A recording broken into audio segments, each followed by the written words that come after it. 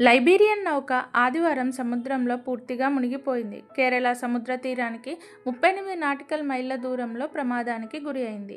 ఇందులో 640 ఇంధన కంటైనర్లు సముద్ర జలాల్లో పడిపోయాయి. వాటి నుంచి చమురు, ప్రమాదకర రసాయనాలు భారీగా లీకవుతున్నట్లు అధికారులు వెల్లడించారు.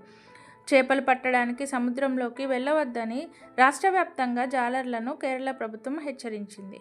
చమురును కట్టడి చేయడానికి ఇండియన్ కోస్టల్ గార్డ్ మరియు నావీ ప్రయత్నిస్తుంది. కేరళలోని వియిజియం పోర్ట్ నుంచి శుక్రవారం బయలుదేరిన ఈ నౌక కొచ్చిన్కు చేరుకునే సమయంలో శనివారం 26 డిగ్రీల మేర ఒదిగి ప్రమాదానికి గురి అయింది. నౌకలోని సిబ్బందిని కోస్టల్ గార్డ్ రక్షించింది. నౌకలోని 13 కంటైనర్లలో ప్రమాదకరమైన రసాయనాలు, 12 కంటైనర్లలో కాల్షియం కార్బోనేట్, మిగిలిన వాటిలో డీజిల్ ఉన్నాయి. ముఖ్యంగా కాల్షియం కార్బోనేట్ విషయంలో ఆందోళన వ్యక్తమవుతుంది. ఇది సముద్రపు నీటితో చర్య జరిపి ప్రమాదకరమైన అసిటిలిన్ వాయువును తయారు చేస్తుంది.